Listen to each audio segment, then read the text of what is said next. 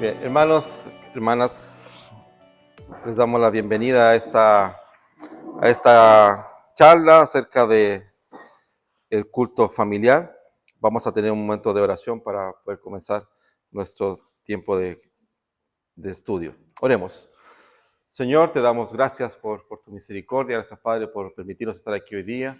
Te rogamos que tú nos acompañes en todo tiempo, que todo lo que hagamos siempre sea para honrar y glorificar tu nombre. Gracias Padre por tu misericordia y porque eres bueno con nosotros y nos permite estar acá, Señor, y reunidos como un solo cuerpo, poder aprender para vivir según tu voluntad. Te rogamos tu misericordia en nombre de Jesús. Amén. Bien, hermanos, les damos la bienvenida a esta iglesia. Yo soy aunque no lo parezca, el pastor de esta iglesia, el pastor Eduardo, pero me puedes decir Eduardo, no hay problema. ¿Ya? Y la idea es hablar acerca un poco del culto en el hogar, cómo nosotros recuperamos nuestra raíz del culto familiar. ¿Ya? Entonces vamos a ir viendo el texto que va a ser base para todo el estudio. Vamos a estudiar una parte, luego vamos a parar para tomar café, para comprar libros. Si están en mano abre, pueden comprar libros, están a 2 por 5,000. Y ustedes pueden comprar todos los libros que ustedes quieran. ¿Ya?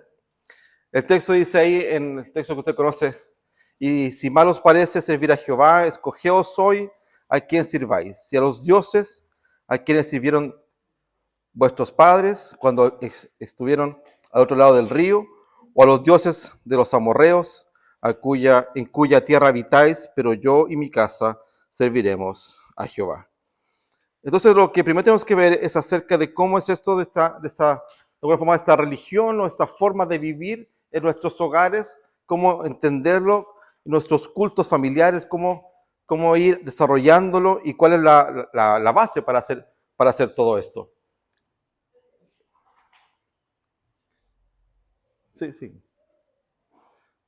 Primero hay que entender un poco lo que está pasando cuando pasa el texto de Josué. ¿Ya? Josué está en el contexto, obviamente, de que tiene que entrar a la tierra prometida. Recuerden que la promesa de entrar a la tierra prometida no es solamente que tienen que entrar a la tierra prometida, sino que tienen que conquistar la tierra prometida. No es solamente que tienen que llegar a ese lugar y va a estar listo y plano para ellos y ellos van a poder habitar. No, hay todo un tema detrás que tienen que conquistar la tierra. Y está en este contexto de tierra prometida y están habitando, hay un contexto cultural que es habitar la tierra que ya está poblada por sus propias reglas.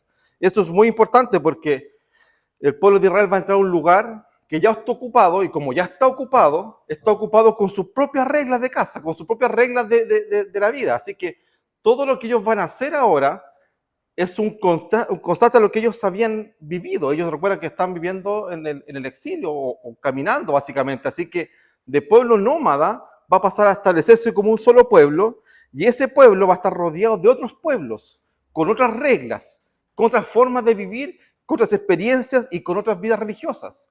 No es el pueblo que va a decir, ok, no tengo ningún conflicto, voy a entrar acá. No llegó a una casa nueva, llegó a una casa ocupada, a un territorio ocupado, donde tienen que conquistar y empezar a hacer sus propias reglas. Así que deja de ser un pueblo nómada y empieza a ser un pueblo establecido, con todo lo que eso significa. Hay desafíos súper grandes con respecto a esto, porque ellos ya tienen que ahora, en el desierto, ellos caminaban y nadie se juntaba con ellos. Caminaban solos. Estaba la columna que los cubría, la columna que los abrigaba, pero ya no había nada más. Estaban solos. Ahora se van a enfrentar a un contexto totalmente nuevo.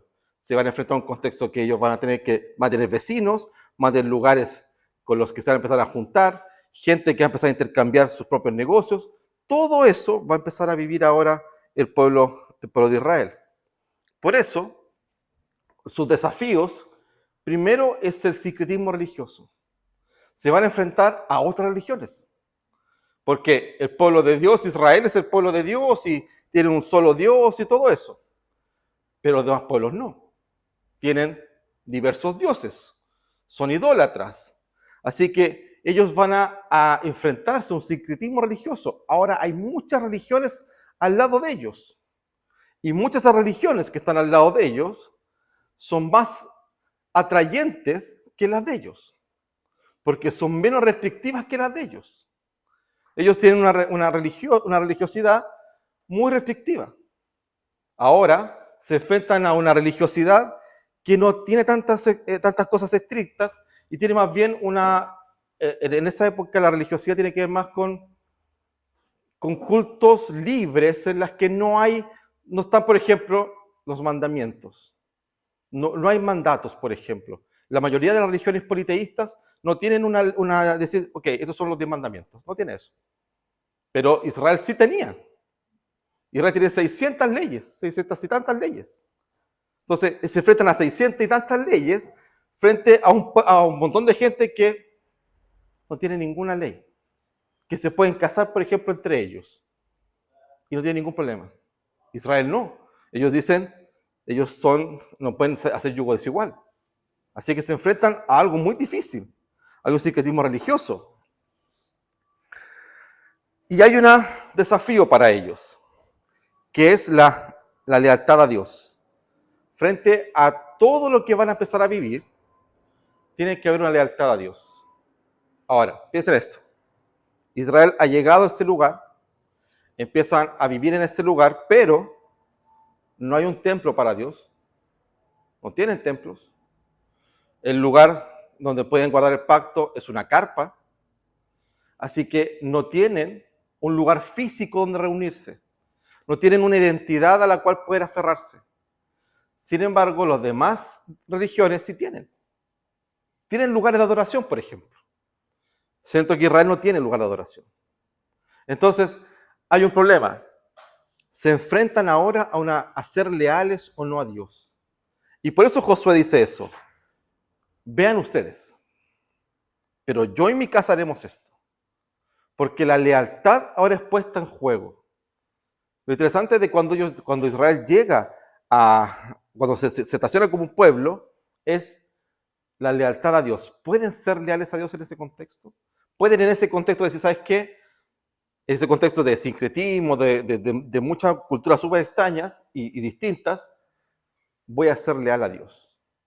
Voy a decidir vivir según la voluntad de Dios, lo que es vivir no según la voluntad de los lugares que me están acompañando y que además son mucho más atractivos que el mío. Porque también eso es de verdad. La religiosidad judía, hasta ese momento, es súper poco atractiva. Así que, frente a lo fome, por así decirlo, del mundo judío, con 600 y tantas reglas, que no podían comer, que no podían hacer esto, que no podían hacer todo otro, a una libertad religiosa es mucho más atractivo. Entonces, ellos se enfrentan por primera vez a esto. ¿Cómo ser leales a Dios?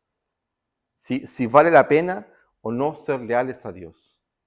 Es por eso que cuando nosotros hablamos de nuestros cultos familiares, es súper importante entender esto, que lo que estamos haciendo no es un homeschool, es como hogar, juntarnos y reunirnos para aprender a tener una identidad en Cristo. Y que la familia tenga esa identidad, distinta a lo que el mundo nos está ofreciendo. Entonces, vean lo que dice la primera parte del texto, dice, y si mal os parece servir a Jehová, esto lo que Josué hace es algo que la Biblia va a hacer constantemente, que va a dar cierta libertad. Va Josué a decir, mira, si no les gusta servir a Dios, esa es la primera frase que hace. No está diciendo, ¿sabes qué? Tienen que hacer esto. Están notando. Lo siento, tengo muchos toques en mi cabeza y eso es. Si mal os parece, tienen que servir a Dios. ¿No estaban golpeando? Perdóname. Si mal os parece, si no está bien esto, hay que servir a Dios o no. Hay en nuestras vidas cristianas, evidentemente hay libertad. Somos libres.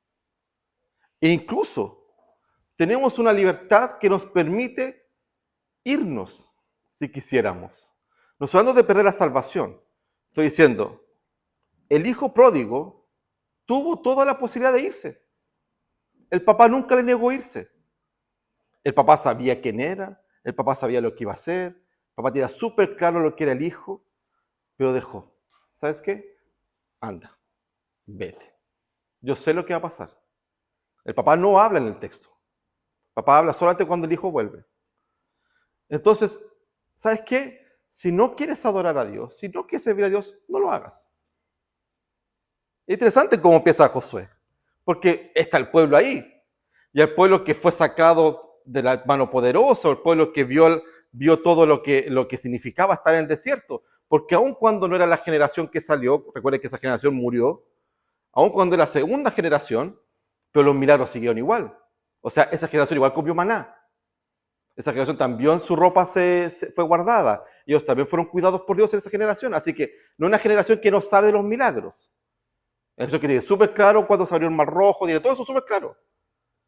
Entonces dice, ¿sabes qué? Mira, ¿qué significa esto? Cuando nosotros hacemos esto, podemos no hacer un culto familiar. Dios no va a dejar de ser Dios por eso. Dios no deja de ser Dios porque nosotros no lo adoremos, no le sirvamos. No es que Dios va a bajar su brillantez, va a ser menos santo, no. Si el tema lo tenemos nosotros, no Dios. Dios sigue siendo Dios, soberano, poderoso, dueño de todo cuanto existe. Sigue siendo el eterno, el amoroso y todo, sigue siendo igual.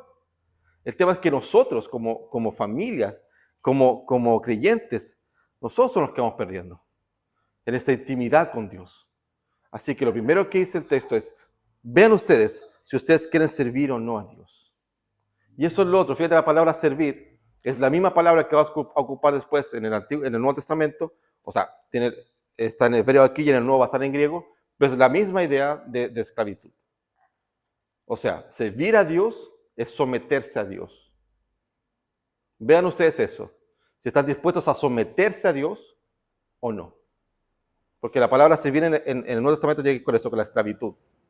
Que decir, sirvo obedientemente como esclavo de Cristo. ¿Ya? Nosotros en sus Biblias van a ver que dice siervo porque es más bonito. Pero la verdad que en el Nuevo Testamento solo en 2 ocasiones habla acerca de siervo como siervo. Las demás es todas esclavitud. Todas hablan acerca de esclavo, pero suena muy feo para nosotros decir soy esclavo de Cristo. Entonces por eso que la traducción ocupó somos siervos de Cristo. Pero la verdad es o eres eres esclavo del pecado o esclavo de Cristo. Esas son las dos opciones que tenemos. No hay más. Luego dice, escogeos hoy a quien sirváis. Nadie en el mundo es de centro, por así decirlo. Nadie está bien con el Dios o con el diablo. La Biblia es clara. O eres frío o eres caliente. No hay más. No hay opciones. ¿No? Cuando el mundo, ¿qué te dice? Hay grises, hay matices. ¿Cierto? Hay blanco, hay negro, sí, pero hay matices. Entonces la Biblia, ¿qué te dice? No hay matices. No hay ningún matiz. O eres o no eres. O realmente eres creyente o no. O cuando le dice, o el que es tibio, ¿qué hace? Lo vomita de su boca, ¿cierto? La tibieza no va conmigo.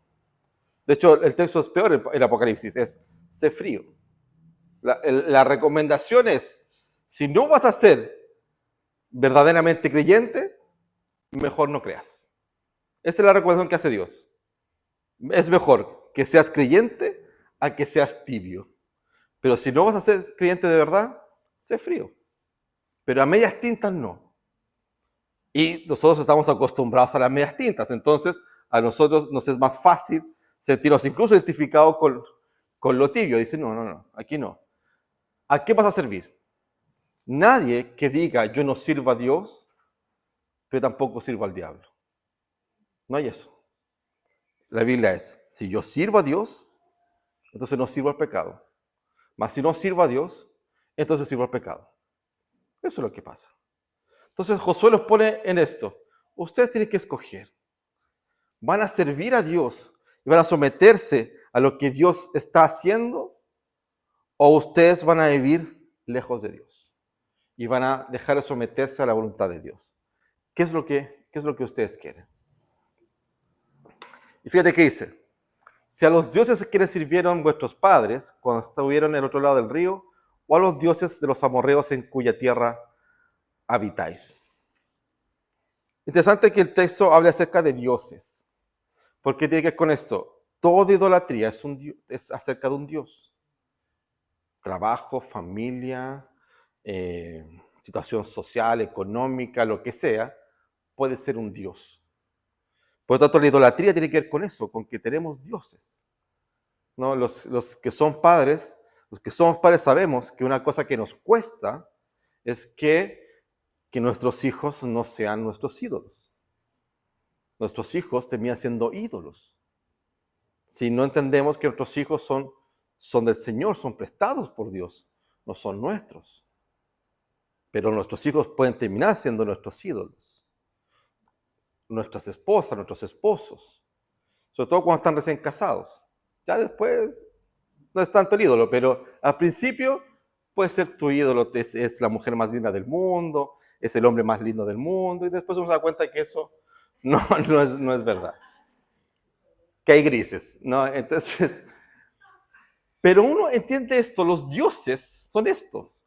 Son tu trabajo puede ser un dios, tu posición económica puede ser un dios, puede ser incluso el oficio del ministerio, puede ser un dios. Porque todo aquello que tome tu corazón y que saque a Dios del centro, es un Dios, es idolatría.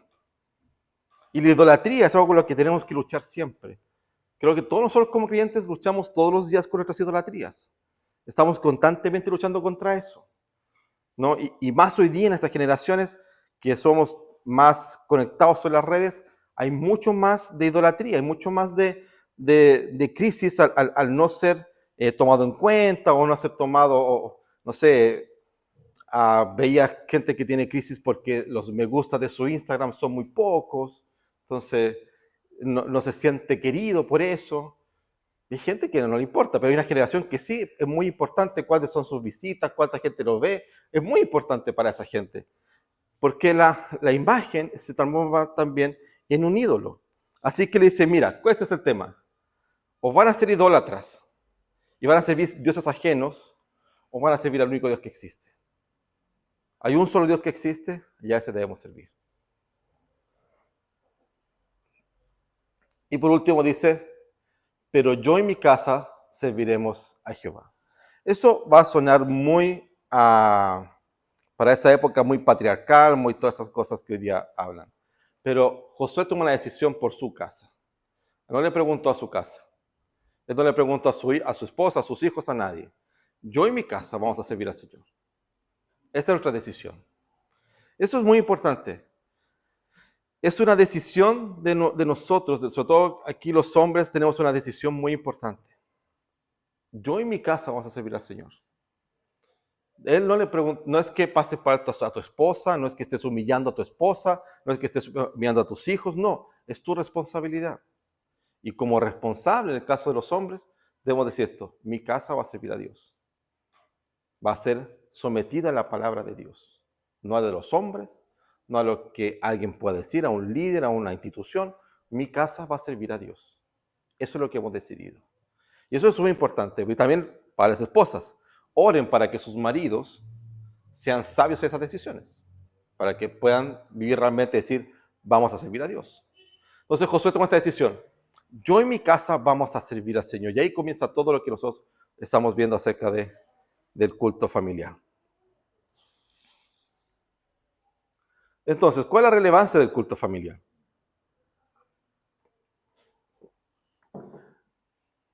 Primero, el texto dice, si Jehová no edificare la casa, ¿cierto? En vano trabajan los que la edifican, si Jehová no guardare la ciudad, en vano vela la guardia. Si Dios no es el centro de nuestra casa, no tiene sentido nada.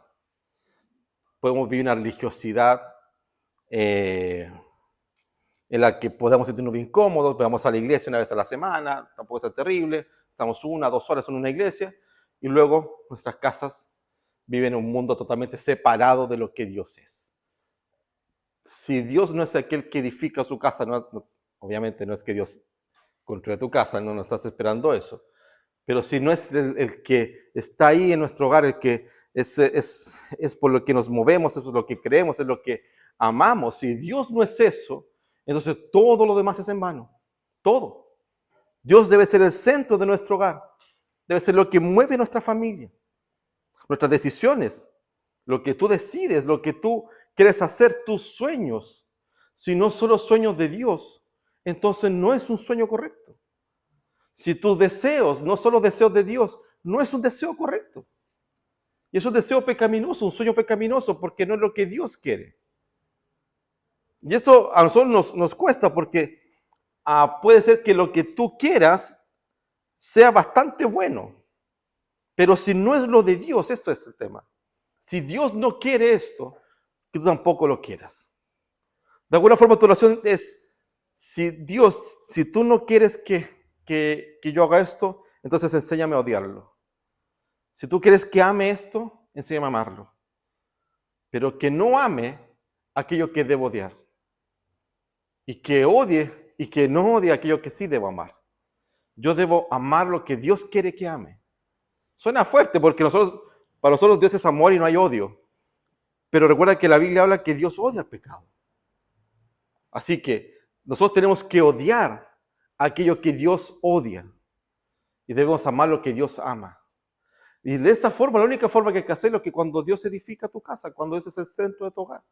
No solamente orar por los alimentos, sino que el tener una relación familiar en la que Dios sea el centro de mis decisiones, de lo que nosotros estamos haciendo, cómo lo hacemos, cómo Dios está haciendo esto. Dios es el que debe edificar nuestra casa. Si en algún momento hay alguna pregunta, pueden decirme, ¿ya? Entonces, eso es lo que se conoce como el Shema, que es lo que todo judío ortodoxo, no todos los judíos, sino que los judíos ortodoxos dicen en sus mañanas, ¿ya? Que es el Oye Israel. Oye Israel, Jehová nuestro Dios, Jehová uno es. Llamarás a Jehová tu Dios de todo tu corazón y de toda tu alma y de todas tus fuerzas. Y estas palabras que yo te mando hoy estarán sobre tu corazón, y las repetirás a tus hijos, y hablarás de ellas cuando andando en tu casa, andando por el camino, al acostarte y cuando te levantes.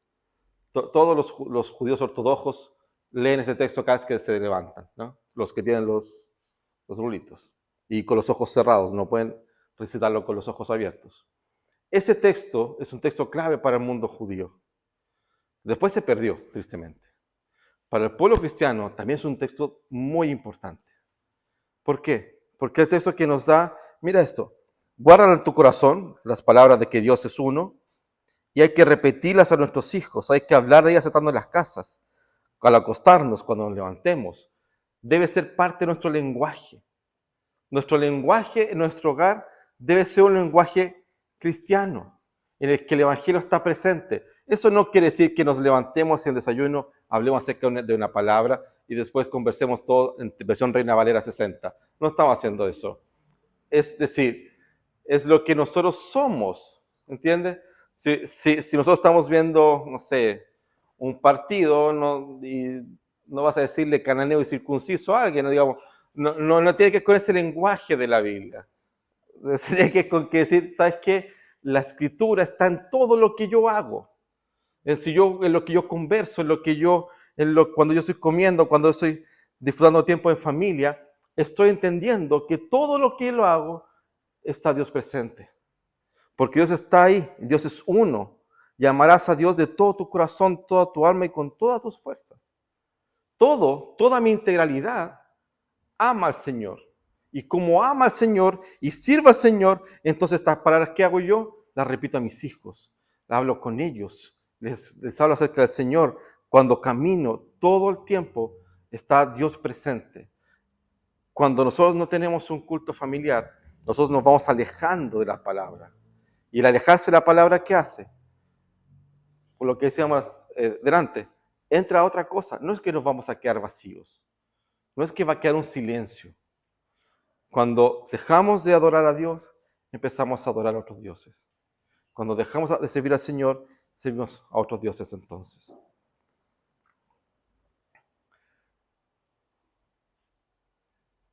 La palabra, este texto de Colosenses del apóstol Pablo dice, la palabra de Cristo habite en abundancia en vosotros, enseñándoos, exhortándoos, unos a otros en toda sabiduría, cantando con gracia en vuestros corazones al Señor con salmos e himnos y cánticos espirituales. Mira, enseñándoos y exhortándoos unos a otros en toda sabiduría. ¿Cómo aconsejarnos a nuestros hijos? ¿Cómo aconsejar a nuestras esposas, a nuestros esposos? ¿Cómo conversar y recibir consejo de nuestros padres? ¿Y cómo aconsejar a nuestros padres? Cuando la palabra esté en abundancia en tu corazón. Es la forma de hacerlo. Porque esa palabra enseña y exhorta unos a otros. ¿Cómo nos exhortamos nosotros mismos? Nosotros cuando hablamos acerca de consejería, cuando alguien quiere ser aconsejado, no le vamos a decir lo que yo pienso, lo que a mí se me ocurre que es, o la mejor idea que yo tengo. Nuestro consejo, la consejería bíblica no es otra cosa sino Dios. ¿Qué es lo que Dios hizo? ¿Qué es lo que Dios está haciendo? No lo que a mí se me ocurre. Lo que hacemos consejerías, sabemos, tengo muy claro eso, no podemos decir algunas cosas que a nosotros nos pasan, pero la idea es siempre nunca decir qué es lo que a mí me está ocurriendo. Por eso yo creo que un consejero bíblico puede ser un soltero y puede hablar de matrimonio, porque no está hablando desde su experiencia de casado, está hablando desde lo que la Escritura dice. No es mi experiencia de casado lo que va a ayudar a una persona, no es mi experiencia de padre la que va a ayudar a una persona, es la palabra de Dios la que va a cambiar su corazón. O sea, si su matrimonio tiene una crisis, no soy yo el que la va a resolver. Va a ser la palabra del Señor. Va a ser leer juntos los textos para educar y enseñar a mi hijo, para disciplinar a mi hijo. Yo tengo la palabra del Señor. La palabra de Dios me enseña a disciplinar a mi hijo. ¿Cómo debo disciplinarlo? ¿Cómo debo cuidar de él? ¿Cómo debo sostener de él? Eso lo hace la palabra del Señor, no yo. Así que nuestra visión con respecto a esto debe ser esto. La palabra de Cristo habita en abundancia en vosotros. Y fíjate que cuando Pablo dice eso, evidentemente se está refiriendo al Antiguo Testamento, ¿no? Básicamente a la Torá. Que esa palabra abunde en tu corazón. La palabra del Señor esté abundando en tu corazón, ¿para qué? Para poder enseñar y exhortar. Y después dice, ¿no? Cantando con gracia en vuestros corazones cuando damos gracias a Dios por eso. Pero enseñar en abundancia en vosotros está cuando la palabra de Dios abunda en nuestras vidas, para poder acompañarnos y poder hacer las cosas correctamente. Para esto hay que ver qué es lo que pasó con la Reforma. ¿Por qué esto es tan importante la Reforma en este contexto? Porque desde la iglesia primitiva hasta el siglo II en adelante, ya siglo IV, siglo V, la Biblia quedó encerrada en los católicos romanos. Y quedó encerrada de verdad, quedó con llave. Ya no se abre esa Biblia. Es así, tú vas a un monasterio en esa época y estaban los libros encadenados. Y la Biblia estaba encadenada, no se podía hacer nada. La Reforma lo que hace entonces es recuperar el culto familiar. ¿Por qué? Porque lo que recupera es las Escrituras. Recuerda que hasta la Reforma la Biblia no estaba en todos los idiomas. Este viejito, ¿cómo se llama? El inglés. ¿El viejito ese? Wycliffe. Wycliffe traduce la Biblia en inglés. Y es la primera traducción que existe de un idioma ya vernáculo. Entonces ya en inglés está. Hus intentó un poco también traducir la Biblia, pero la Biblia no fue traducida por Hus. Luego Lutero es el que traduce la Biblia y la unifica, incluso unifica el alemán. Pero la Biblia no estaba en la gente, no estaba en las personas, no estaba en los curas. El 90% de los sacerdotes no hablaba latín, así que no leía la Biblia. La Biblia solamente estaba en latín, la Septuaginta. Así que lo que hace la Reforma es tomar las Escrituras, la toma cada una de las personas y las llevan a sus hogares. Por eso es tan importante la Reforma, porque la Reforma empoderó a las familias para que leyeran las Escrituras, la leyeran libremente, sin que el cura les dijera lo que estaba diciendo, sino que ellos mismos podían interpretar y leer la Biblia según el Espíritu Santo les daba palabra. Así que ellos se reunían, oraban al Señor y leían las Escrituras, algo que no había. Para nosotros hoy día es fácil, tú tienes un teléfono, tú puedes bajar una aplicación y tener 40 traducciones, puedes tener un montón de literatura, puedes comprar libros muy baratos, puedes hacer todo lo que tú quieras. Pero en la Reforma no había eso. Así que hasta la Reforma lo único que había era un deseo de leer la Biblia, pero no existía. La Reforma entrega la Biblia a las personas. Escucharon el mensaje en su idioma y tomaron la Biblia, la pusieron en sus casas y empezaron a leerlas. Empezaron a vivir la vida espiritual. Lutero, que es el gorrito de allá, dice, todo cabeza de familia debe saber bien estos textos y enseñar a su casa, pues están obligados a conocer estas cosas, que es el prólogo del Catecismo Menor de Lutero. Para Lutero era muy importante que todas las casas hubiera una escritura. De hecho, los catecismos se hacen famosos en la Reforma porque los catecismos en la Reforma se más fácil que había, ¿no? Pregunta y respuesta, era una forma de enseñar. Por eso se hicieron todos famosos catecismos de Heidelberg, de Lutero, de Calvino, hicieron muchos catecismos y de confesiones de fe, porque no era que eso fueran más importantes que la Biblia, no. Westminster no es más importante que las Escrituras, pero era una forma de enseñar la Biblia. Y eso se enseñaba por forma de catecismo. Por ejemplo, nuestros niños aquí en la iglesia estuvieron 2 años no, con el catecismo infantil de Calvino. Pero era porque es más fácil de enseñarles a los niños. El otro es Calvino, que es el flaco de acá. Cada uno en su lugar privado ejercite la adoración a Dios. Que toda casa sea una pequeña iglesia, donde el padre es el pastor y la madre es el obispo. Linda esa frase de Calvino porque hace a los padres responsables del estudio y la enseñanza de la Biblia sobre sus hijos. No por eso es que ocupa al pastor, al padre como pastor y a la madre como un obispo. En la Biblia, pastor, obispo y presbítero es lo mismo, no tiene ninguna diferencia. Es la misma cosa. Entonces, cada casa debe ser una pequeña iglesia. Cuando nosotros vemos la Reforma y los avivamientos que empiezan en la Reforma, el despertar de las iglesias, todos estos despertares, todos ellos, no se dieron en las iglesias. Todos los despertares fueron en las casas. Es en las casas donde se empezaron a leer las escrituras, es en las casas donde empezaron a convertir las personas, y es en las casas que después fueron a la iglesia. Porque la iglesia, tengo que entenderla así, la iglesia es el lugar donde los creyentes se reúnen para adorar a Dios. Para decirlo más fácilmente, la iglesia no es el lugar donde vamos a recibir palabra de Dios, o donde vamos a recibir algo. Que Dios en su misericordia, su amor, nos permita recibir palabra, todo bien. Pero la iglesia es el lugar de que se reúne la iglesia para adorar por lo que ya pasó en la cruz. Eso es lo que hace la iglesia. La iglesia se reúne para dar gracias porque Cristo murió por nuestros pecados. O sea, si un pastor el domingo se para y dice, Cristo murió por tus pecados, Cristo resucitó y te da vida eterna y Cristo volverá y terminó el sermón, está súper bien. Porque eso es lo que debería pasar. Si dice esas 3 cosas, terminó el sermón súper bien. Porque eso es el Evangelio. Cristo murió por causa de nuestros pecados, Cristo resucitó para darnos vida eterna y Cristo vendrá por segunda vez. Eso es. Después, para que no seamos tan flojos, nosotros hablamos más. Pero ese es el Evangelio. Eso es lo que tiene que pasar en cada casa también.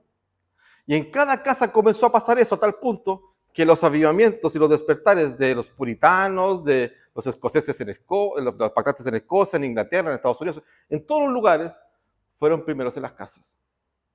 Porque la iglesia fue el lugar donde todos iban a adorar a Dios y a dar gracias por lo que pasó antes.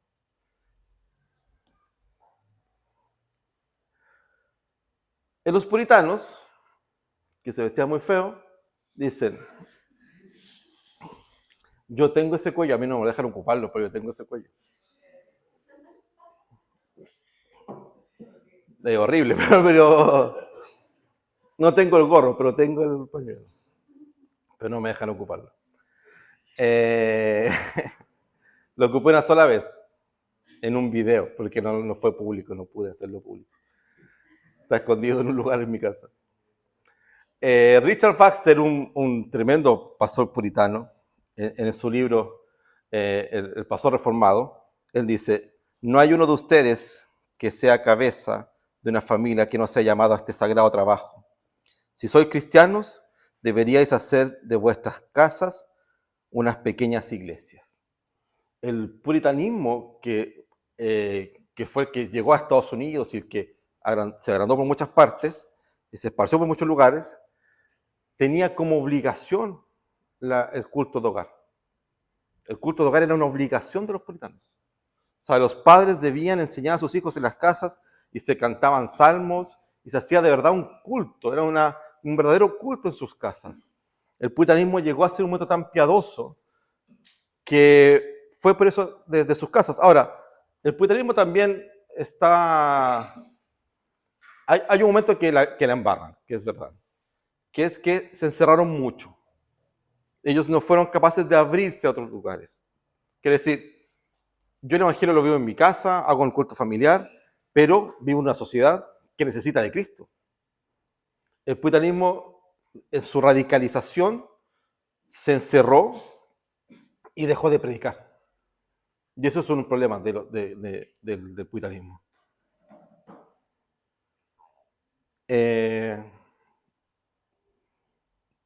William Perkins, otro gran puritano, dice, el gobierno de la familia es la base de toda buen orden de la iglesia y en el Estado.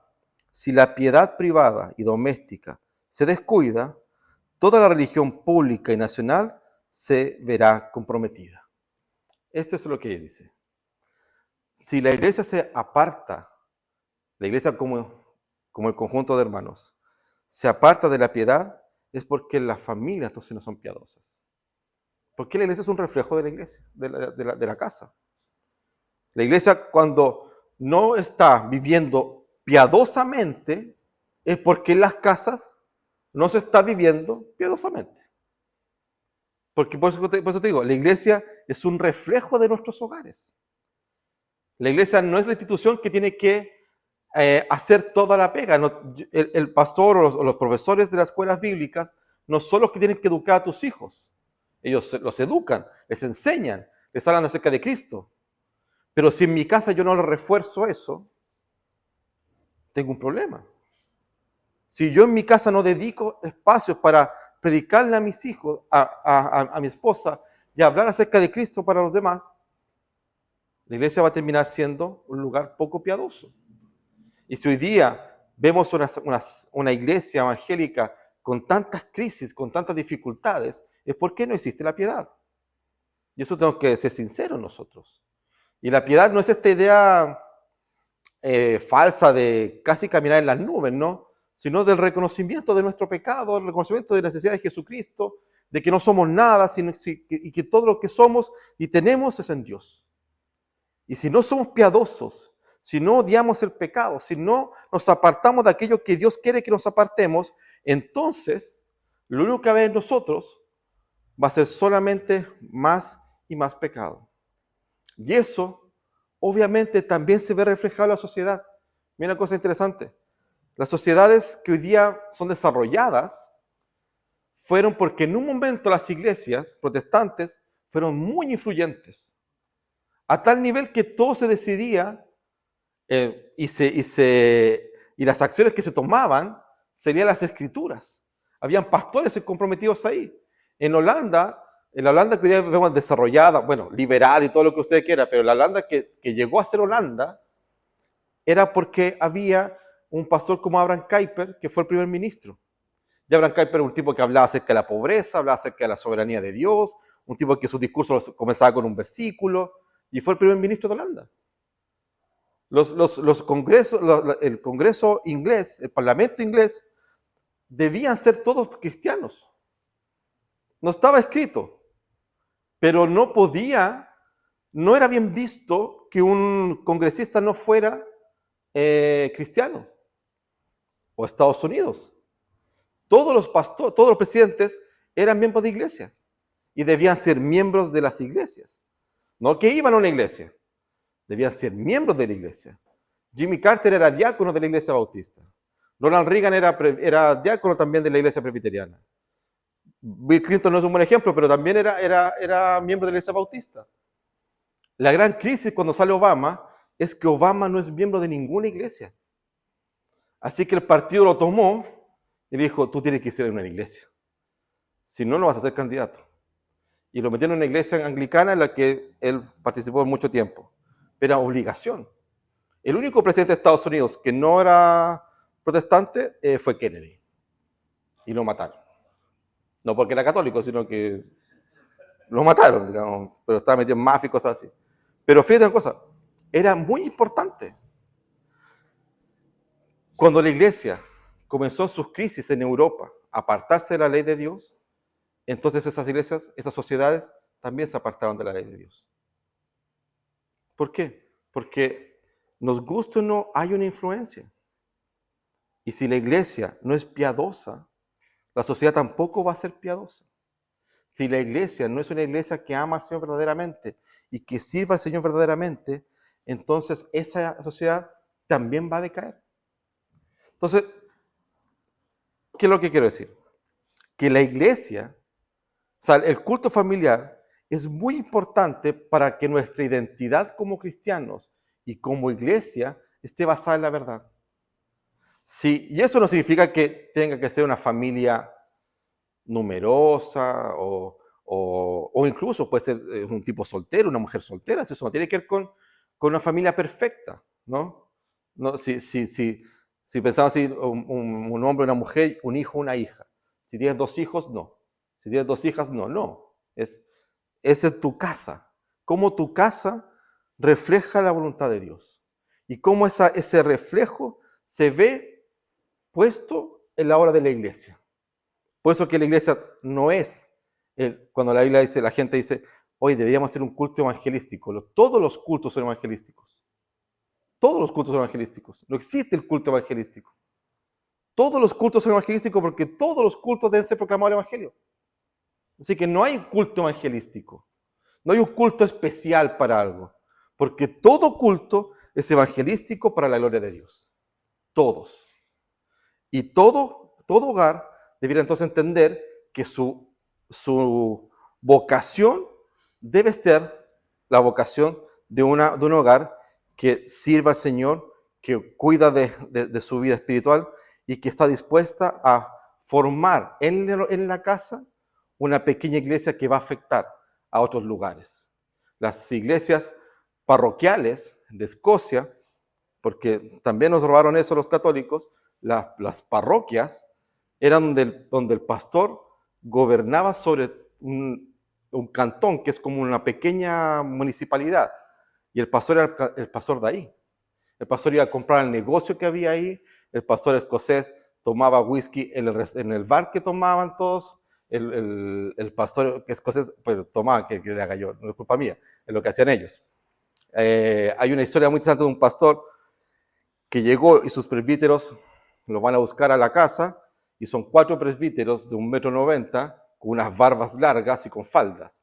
El tipo no la podía creer. Eran 4 hombres escoceses que usaban falda constantemente, o sea, el tartán lo usaban como parte de su vida y eran hombres piadosos. Y cuando se juntaron con el pastor por primera vez, el pastor era norteamericano, le dijeron, pastor, vamos a ir al bar de la esquina y vamos a tomar un whisky y vamos a hablar acerca de la iglesia. El pastor no la podía creer. ¿Cómo se aceptaba tomar whisky con 4 gente barbona, pelo largo y con falda? Era una cosa de decir, esta gente está toda loca. Bueno, en Escocia es así. En Escocia es parte de la cultura, no es algo malo. Ahí el tipo vio una cosa, que él era el párroco de todo el lugar. Así que bautizaba a los hijos, hacía matrimonios, era parte de la comunidad. Nuestras iglesias deben ser parte de las comunidades. Deben ser así, deben ser parroquiales. Pero para que sean parroquiales, nuestra casa es la primera parroquia. Nuestra casa debe ser un reflejo de la parroquia. nuestra casa debe ser nuestra casa es una pequeña iglesia que cuida y guarda la palabra del Señor.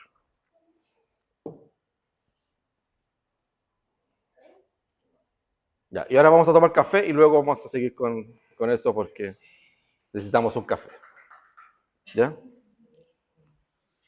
Así que pueden pasar a tomar café.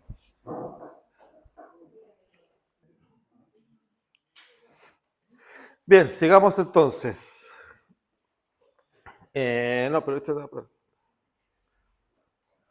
Bien. Vamos a seguir con entonces. Recuerden, cualquier pregunta, cualquier consulta pueden preguntarme, no hay ningún problema. Ahora vamos a ver el tema de las características del culto familiar. Este es un cuadro de Lutero, que atrás está Melanchthon, que es el segundo después de que Lutero muere. Melanchthon fue el que siguió en la iglesia pastoreando. Y muestra esto, que para la Reforma era muy importante el culto familiar y cómo la familia era parte integral de todo de toda su vida como cristianos. Así que es un cuadro muy bonito nosotros en mi seminario teníamos ese cuadro en la sala. Sobre todo porque estaba contando cerveza apenas, entonces por eso que lo teníamos en la sala. Eso es lo que más nos motivaba. ¿Cuáles son las características entonces de un culto de hogar? Primero, cristocéntrico. La reunión familiar, el culto familiar, debe estar basado en que Cristo sea el centro de nuestra conversación. Cristo es el centro de nuestro tiempo de oración, de nuestro tiempo de lectura bíblica. Cristo debe ser el centro de todo eso. Suena obvio, pero es esto. Muchas veces nuestras reuniones de hogar pueden terminar siendo lugares o espacios donde hablemos acerca de algún conflicto familiar, alguna necesidad familiar. Lo importante en el culto familiar es que este sea cristocéntrico. Además que que sea fuertemente doctrinal. ¿Qué quiere decir? Ahí en Timoteo nosotros vemos que el culto tiene que tener una doctrina. Nosotros estamos conversando acerca de algún tema, estamos hablando acerca de las Escrituras. Recuerden que todo tema es doctrinal, no es que exista un tema doctrinal, no es que van a hablar acerca de la predestinación como concepto, sino que Dios te ama ya es una palabra doctrinal. Entonces, la doctrina tiene que estar siendo parte de nuestro culto, teniendo en cuenta esto, la edificación de nosotros. Somos edificados en el culto familiar. Al leer las Escrituras, al hablar acerca de Cristo, nuestra familia va siendo edificada, como veíamos en los textos anteriores, exhortándonos, edificándonos, soportando unos a otros. O sea, una parte fundamental de nuestra vida de hogar es que vamos a estar siendo edificados por la palabra. También otro aspecto es que este es un aspecto misional. ¿En qué sentido? En que también se puede dar la opción de que puedes que tú invites a alguien a tu culto familiar. ¿Usted se ha invitado a algún familiar? O no todas las casas, no en todas las casas todos son cristianos. Hay veces que tú puedes, yo viví en una casa con mi papá, mi mamá y mis 3 hermanos, y solamente el creyente mi mamá y yo.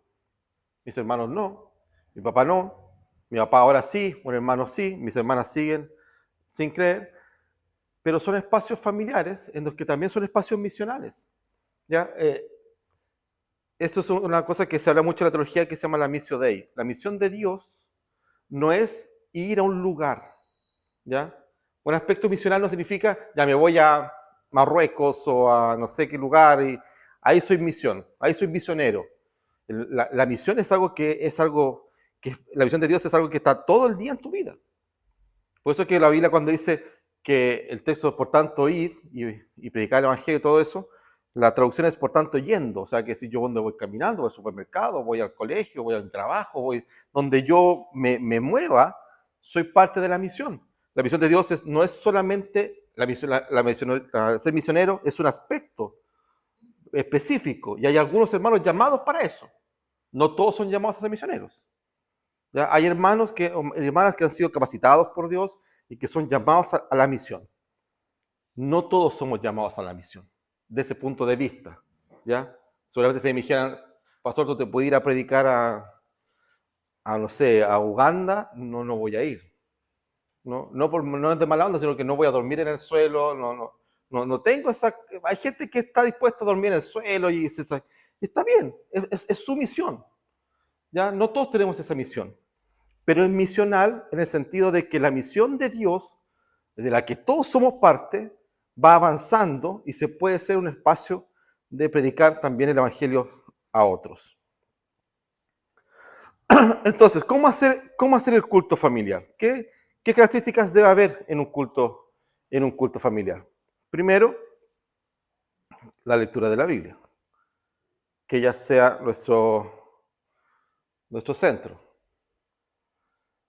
Dice ahí el texto, lámpara es a mis pies tu palabra y lumbrera a mi camino. ¿Y otro texto? Toda la escritura es inspirada por Dios y útil para enseñar, para dar will, para corregir, para instruir en justicia. El culto familiar, como decía, ¿cómo debe hacerse? Primero la lectura bíblica. Cada vez que nosotros hablamos acerca de culto familiar, o incluso, por ejemplo, cuando hablamos de liturgia, nosotros en la liturgia enseñamos que existe un principio regulador del culto. ¿Qué quiere decir esto? Yo voy a dar clase de liturgia en unas semanas más. No enseño cómo debe ser la liturgia de cada iglesia, sino que los principios que deben estar en todas las iglesias cuando hacen el culto. De hecho, todos los manuales de liturgia que hay enseñan los principios básicos de la liturgia, no cómo debe hacerse la liturgia, porque cada iglesia tiene sus propias liturgias. Por ejemplo, en la iglesia en que yo nací, cuando se recogían las ofrendas, el hermano que estaba en el piano tocaba la música, tocaba un himno, pero todo había silencio. No había ninguna bulla podía pasar ese momento. Estaba todo en silencio y se recogía la ofrenda. Nosotros, por ejemplo, acá, cuando recogemos la ofrenda, cantamos una alabanza. Toda la iglesia canta una alabanza. Entonces, cada iglesia tiene ciertos elementos.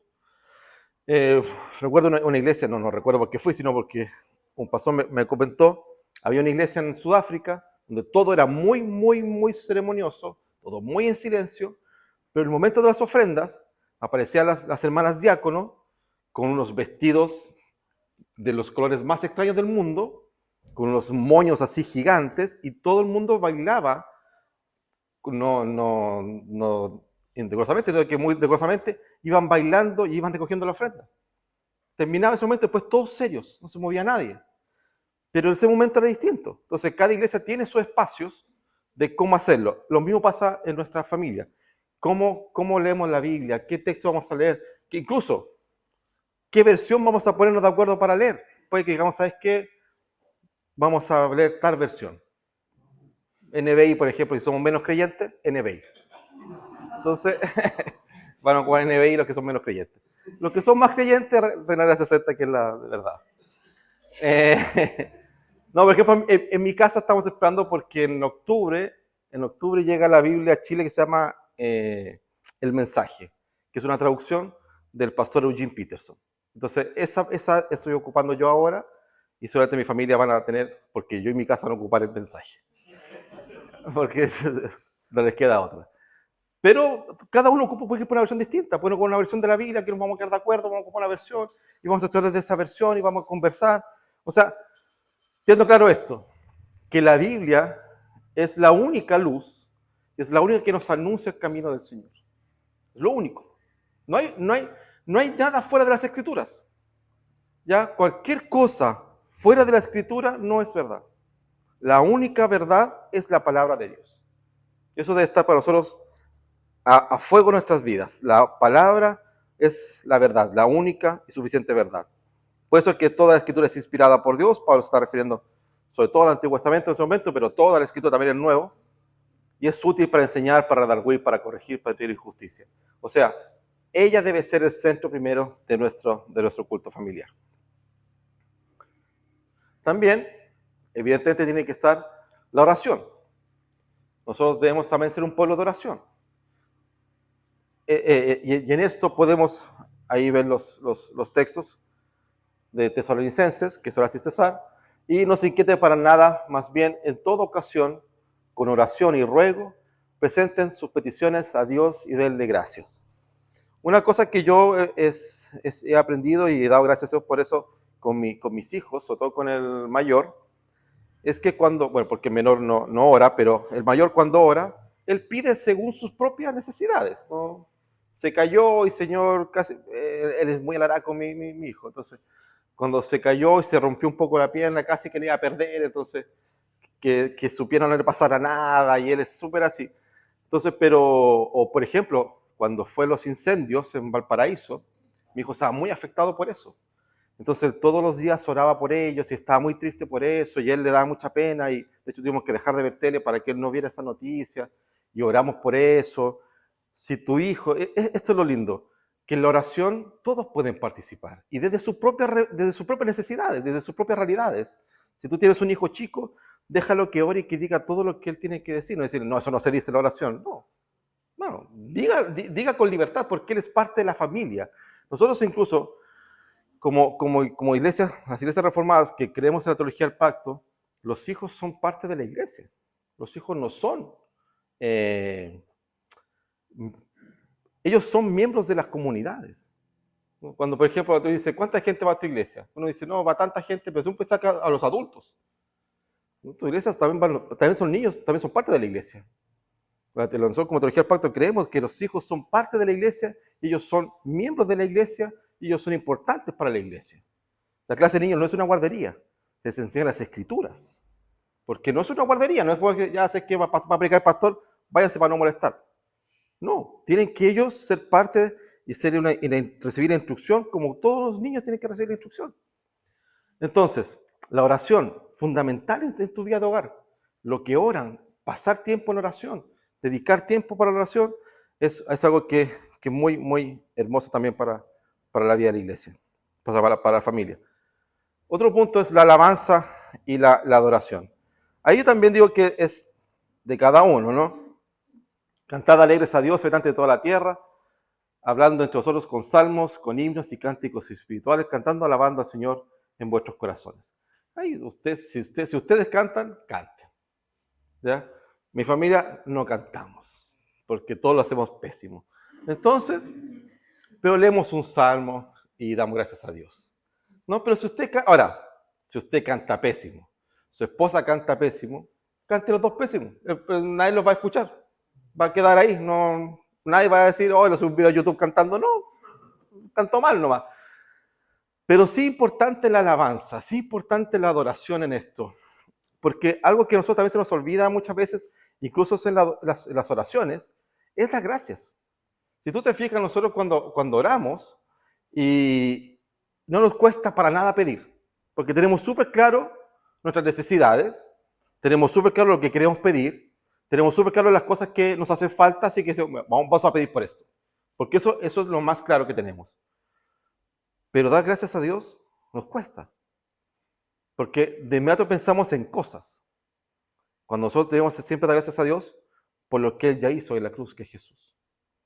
Por eso que debemos dar gracias a Dios con salmos, con himnos y con cánticos espirituales, a alabar siempre a Dios en nuestros corazones. La alabanza es fundamental en la vida cristiana. Como le digo, si usted quiere cantar, si usted quiere poner una canción, quizás quiere poner una canción y escuchar la canción y que todos la escuchen y que todos reflexionen con respecto a eso. A lo que voy es que en la alabanza, se quedó dormido el DJ. En la alabanza es muy importante que usted tenga claro qué es lo que está haciendo, por qué lo está haciendo. Estamos dando gracias a Dios por lo que Dios ha hecho en Jesús en la cruz. También es un espacio para la enseñanza y la discusión bíblica. De nuevo, ahí la palabra de Dios en el Deuteronomio, y estas palabras que yo te mando hoy estarán sobre tu corazón, y las repetirás a tus hijos y hablarás de ellas estando en tu casa, andando por el camino y al acostarte y cuando te levantes. Es un espacio también para conversar, para reflexionar de las Escrituras. Yo sugiero que no lo vea como un espacio de estudio bíblico, sino como un espacio de reflexión, en la que conversamos acerca de la Escritura. Yo he compartido con mucha gente que ha hecho este ejercicio. Yo no lo he hecho, no digo que esté mal, pero yo no lo he hecho, que es ver The Chosen, la serie de los discípulos. Y mucha gente ha dedicado espacio para verla en familia y para discutir acerca de la enseñanza de Cristo. Me parece una buena idea, me parece que es una idea súper interesante, sobre todo con niños adolescentes, ver una serie juntos me parece una cosa súper interesante. Yo no la he hecho, yo no la he visto.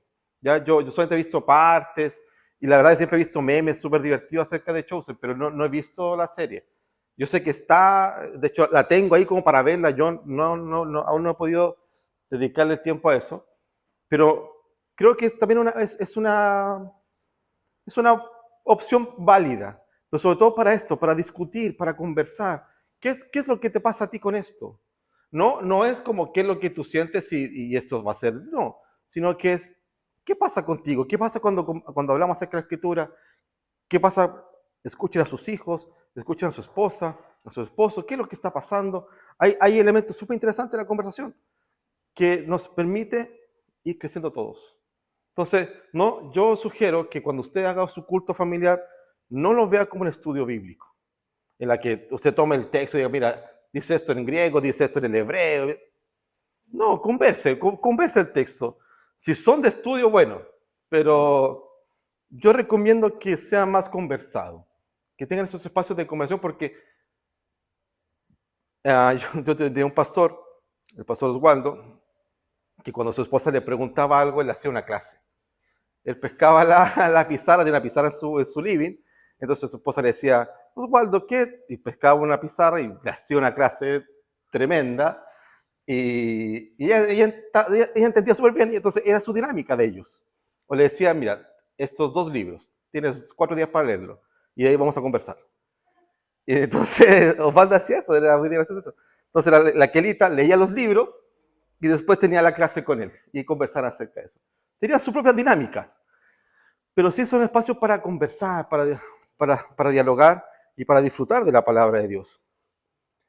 Mira el texto, instruye al niño en su camino y aun cuando fuere viejo no se apartará de él. Esa es una promesa que Dios nos ha dado, de instruir al niño, de que el niño vaya escuchando el Evangelio, va escuchando la palabra de Dios y aun cuando fuere viejo, él va a estar conociendo acerca de eso. Mira la importancia que tiene de la reflexión bíblica. Cómo nosotros a veces no la tomamos en cuenta. Hay una importancia súper grande. Los que hemos sido criados en iglesia, los que nacimos en iglesia, sabemos que muchas de las cosas que escuchamos en un momento nos hicieron sentido. Toda mi vida escuché acerca de eso, toda mi vida escuché, pero no fue hasta los 20 años que yo realmente me convertí. Pero todas las historias que me habían contado del Antiguo Testamento me hicieron sentido en ese momento. O sea, todo lo que todo lo que mi mamá me habló, todo lo que la iglesia me hablaron, todo lo que yo escuché, los sermones que yo escuché, todos los estudios que yo escuché, que para mí no eran coreanos, en un momento, todo eso, dije, oh, es verdad. Eso es lo que Dios está haciendo. Y eso es lo que me transformó. Pero fue que alguien me predicó la palabra.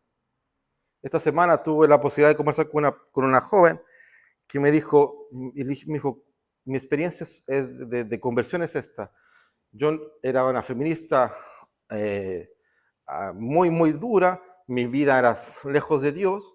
Hasta que un día me pasó una cosa y yo me fui a mi pieza, me encerré y me puse a orar y el Señor vino a mi corazón. Pero ella, toda su vida, había escuchado de sus papás evangélicos. Entonces, en un momento, toda su historia que ella sabía, que ella había escuchado, se hizo presente en ese momento. Dios llegó a su corazón, transformó su vida y ya sirve al Señor, está feliz y ama a Dios y sirve a Dios con fidelidad. Pero alguien le habló. Entonces, esas instancias son muy importantes. Si ustedes, los que son padres, si fueron padres cuando los niños eran chicos, ¿cuántas veces ustedes hablaron y los niños repetían cosas? Y de repente ellos decían cosas que tú ya habías conversado. Según tú, ellos nunca te pescaron. Ellos estaban jugando. Ellos estaban jugando, así que no están pescando. Y te das cuenta que sí, sí estaban pescando. Entonces, la importancia de la enseñanza y de la discusión, de la reflexión bíblica para nosotros. También es muy, muy importante que exista la confesión y el arrepentimiento en nuestros cultos. Si confesamos nuestros pecados, Él es fiel y justo para perdonar nuestros pecados y limpiarnos de toda maldad. Cuando la primera vez que mi esposa empezó a enseñarle a orar a mi hijo, dijo que vamos a pedir perdón por nuestros pecados. Entonces ella le dice, vamos a pedir perdón por nuestros pecados, y él dice, ¿qué pecados? Yo no tengo pecados. Entonces, pero sí, tú eres pecador. Entonces él dice, como que él no entendía que él era pecador. Entonces dice, no, yo no soy pecador. ¿Tú mientes? Sí, pero. ¿Tú haces esto? Sí, pero. Tú eres pecador.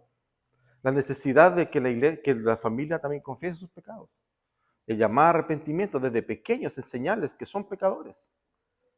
Y que ellos tienen pecado en sus vidas. Y que ellos, la Biblia dice que en pecado fuimos concebidos. ¿No? Claro que cuando nace un bebé nadie va a decir, este es un pecador. ¿No? Nadie va a hacer eso. Nadie va a tomar así que aquí es un pecador. Claro, ¿dónde está el pecador? No. Aquí es el pecador, ¿dónde está el pecador? No, no vas a hacer eso. ¿Por qué? Porque es tu hijo, po, ¿cierto? No vas a hacer eso. En un sermón dije que el Esteban era, y tenía como 2 meses, pobrecito. Yo dije que él era un depravado, que él tenía pecado en su vida. Y mi suegra casi se murió cuando yo escuchó que yo dije eso casi, no fue posible, pero lo que intentamos, pero bueno, Dios sabe por qué pasan cosas. Pero yo, claro, ¿cómo? Yo entiendo cuando mi suegra se espanta, porque todos nos espantamos. Claro, ¿quién va a tomar ni si es un depravado? Porque nuestra concepción de depravado es distinta. Pero nuestro hijo es un pecador que necesita de Jesucristo, como todos nosotros.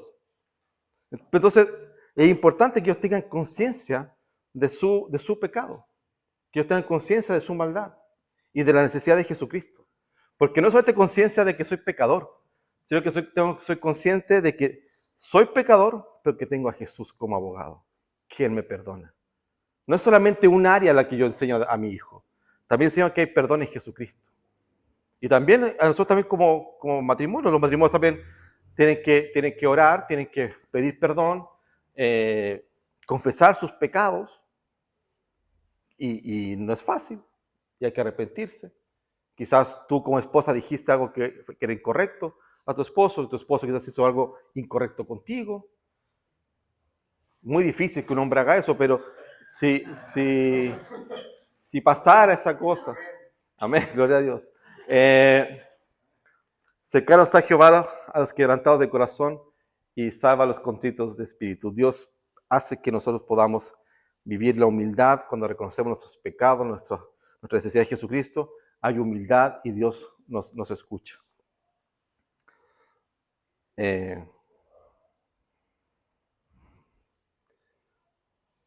Luego, hay la aplicación del texto. Pero sed hacedores de la palabra y no tan solamente oidores, engañándoos a vosotros mismos. El que tiene mis mandamientos los guarda, él es el que ama. Y el que me ama será amado por mi Padre, y yo le amaré y me manifestaré a él.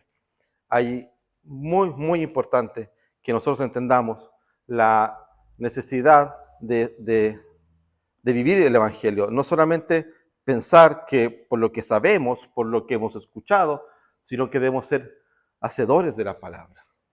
¿Ya? Escuchar la palabra es importante, saber lo que tenemos que, pero ahora también tenemos que entonces ser hacedores de la palabra. Y ahí en nuestras familias vamos dándonos fuerzas para eso, porque si seguimos viviendo el Evangelio desde el domingo tras domingo, no nos alcanza. No te alcanza el domingo a domingo. Necesitas todos los días de la comunión con Dios. No es algo que tú puedes ir y comprar y decir, ok, tengo para tantos días. No, la importancia de tener todos los días y de vivir, mi fe dice que Santiago es muy duro, ¿no? Si usted lee Santiago es muy duro con respecto a esto. se engañan a vosotros mismos si solo escuchan la palabra y no la viven.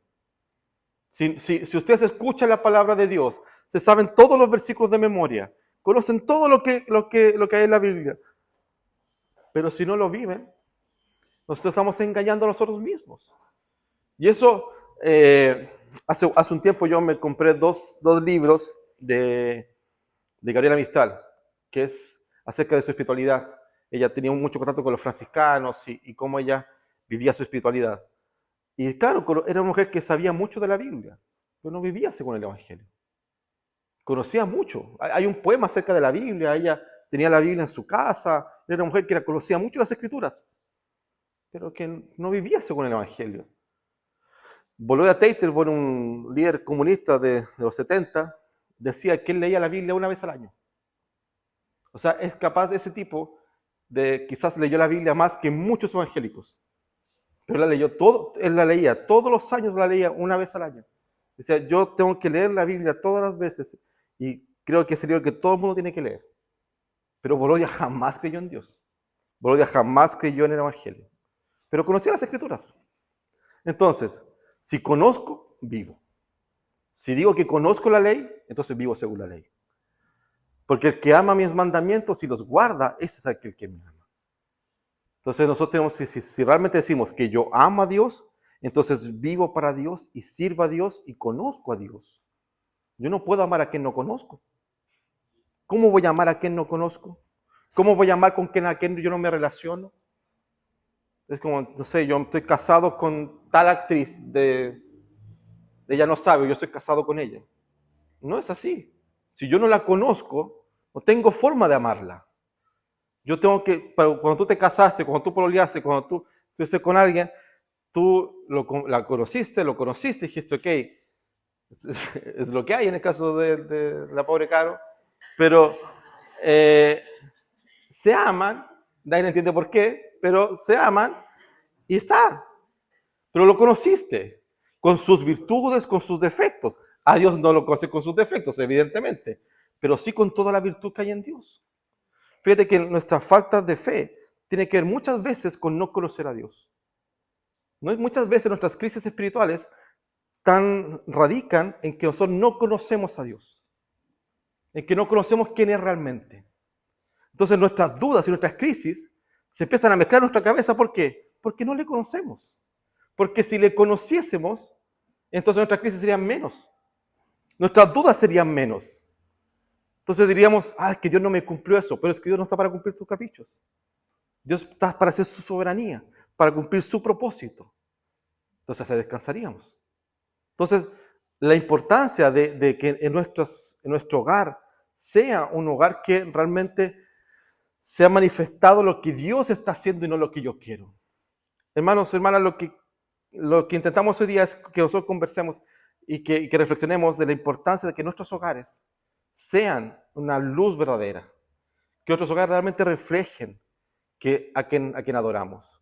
Si nosotros no vivimos ni no entendemos que nuestros hogares son luz para un mundo en tinieblas, entonces estamos perdidos. Dios no nos mandó a vivir entre luces. Dios nos envió a un mundo oscuro. Ese fue el mandato del Señor. El mandato de Dios es claro. Vosotros sois luz en un mundo de oscuridad, en un mundo caído. Y ese mundo caído necesita de ustedes. Nosotros no podemos, Pastor John Mackay, un pastor escocés, decía, no podemos ser cristianos de balcón. Ponernos en el balcón, mirar cómo todo el mundo se cae y decir, bueno, yo no me voy a caer. Ustedes verán. No, el cristiano está para estar abajo y para estar predicando. Eso es lo que hacía Jesús. Jesús no se apartaba de las personas. Jesús se juntaba con los pecadores. Jesús se sentaba con las pecadoras. Les hablaba. Jesús no tenía miedo de hablar con una prostituta. Jesús, ¿qué hacía? Se sentaba con ella y le predicaba el evangelio. Jesús no tenía miedo de sentarse con publicanos, con pecadores. Jesús se sentaba con ellos y decía, este es el reino de Dios. No tenía miedo de eso. La iglesia lamentablemente ha tenido miedo a estas cosas y los ha enfrentado de una manera muy incorrecta. Nuestras identidades deben ser en Jesús. Yo tengo súper claro que mi hijo se va a enfrentar a un mundo totalmente distinto al mío.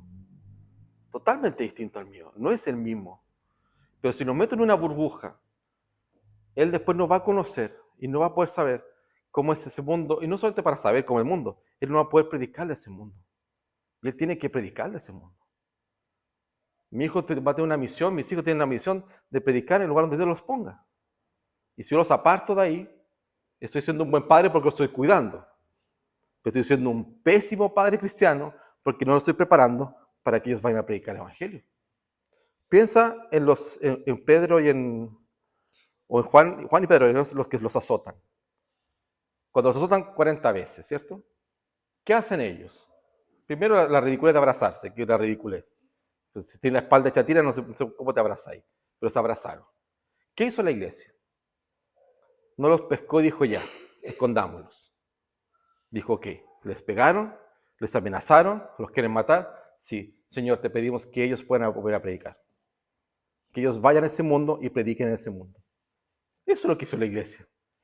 La iglesia no reaccionó cuidando a los discípulos, a los apóstoles. Los mandó de nuevo al frente. Sanemos las sus heridas, ok, ahora a seguir predicando, porque eso es lo que hay que hacer. Entonces, nosotros tenemos que tener claro eso.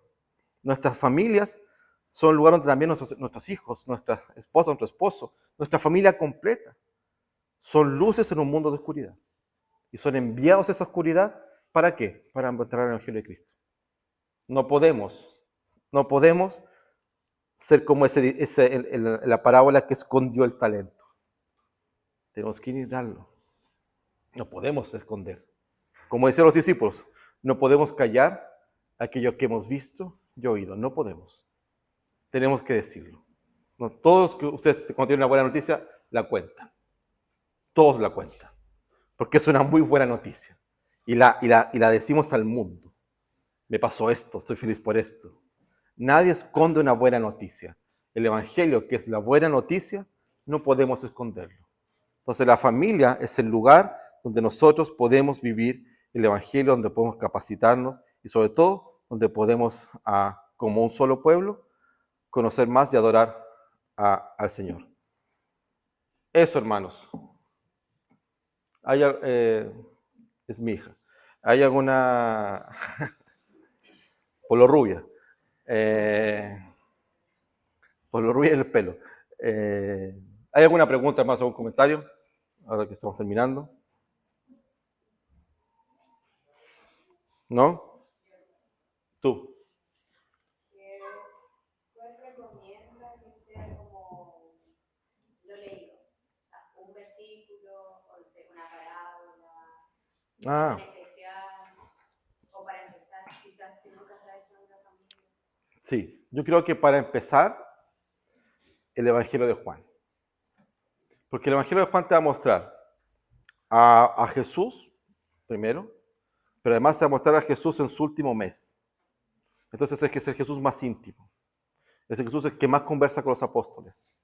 Es el Jesús que más lo vemos también involucrado en la comunidad. Entonces, para mí, yo creo que además está los yo soy de Jesús, ¿no? Yo soy la luz, yo soy esto. Yo creo que lo mejor sería, para comenzar un culto familiar, el Evangelio de Juan. Y porciones, ¿no?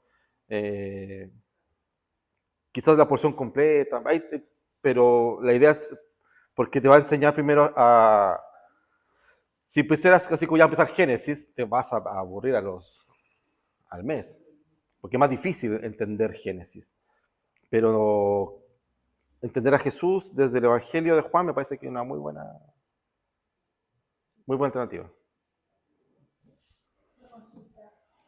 En estas grupos familiares, el que lidera todo, en este caso, por ejemplo, la palabra, la compacta, la plaga, sería el varón, o puede existir esa alternancia.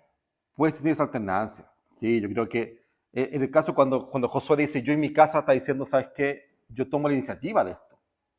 Pero ahí la dinámica puede...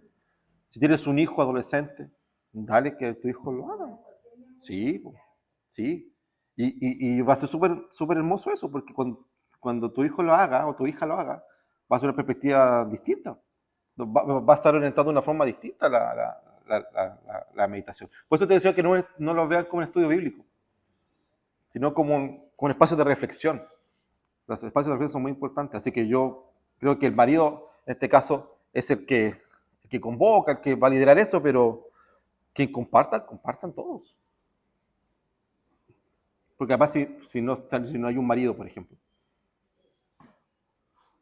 o si soy solo, yo solo. Se pueden juntar ustedes dos y son solteras, se juntan los dos. El gato. Sí, yo creo que son espacios en los que todos debemos participar. No son espacios excluyentes para una persona. Porque además te termina siendo muy pesado para después para alguien. Así como de repente, oye, el papá todo, entonces no. Que a todos seamos parte de esto. Me acuerdo de las comunidades, 1 Corintios nos muestra que las iglesias eran formadas por todas las personas. Habían hombres, mujeres, niños, había de todo. Entonces es muy importante que participen todo el mundo. Yo creo que es súper importante y súper interesante eso. Si bien en el oficio de la iglesia nosotros entendemos que quien tiene la responsabilidad del pastor y es un hombre, en las casas a Timoteo le enseñó su abuela y su mamá. Ellas fueron las que le enseñaron a Timoteo. A Pablo es un matrimonio que le enseña. No, Pablo no dijo, no, que tú eres mujer, no me hables. No. O sea, tuvo que recibir palabra de mujer y aprender acerca de la palabra de Dios con ella. Entonces, me parece que en el culto puede ser súper abierto eso. ¿Nadie más? Bien, hermanos, hermanas. Oremos así entonces para terminar nuestro espacio. Señor, te damos gracias por tu misericordia. Gracias, Señor, porque tú eres bueno con nosotros. Gracias, Padre, porque nos pones en un hogar, en una familia, donde tenemos la responsabilidad de poder ir conociéndote, leyendo, estudiando tu palabra, para amarte correctamente. Y así también poder adorarte y servirte correctamente. Padre, que no sean nuestros caprichos, no sean nuestras ideas, sino tu palabra en nuestras vidas la que nos alimente, nos moldee y nos lleve a tener una vida misional y predicar tu palabra en todo lugar. Padre eterno, te damos gracias por cada uno de mis hermanos, Señor, mis hermanas. Te ruego que tú nos bendigas y que esta práctica sea también para un reflejo de una sociedad, de un mundo que desee más de ti, Señor. Que en vez de escondernos, que en vez de ponernos en islas, sino que influenciemos en una sociedad que necesita más y más de ti, Padre Santo. Te rogamos que tú nos acompañes y nos despidas con tu bendición. En el nombre de Jesús. Amén.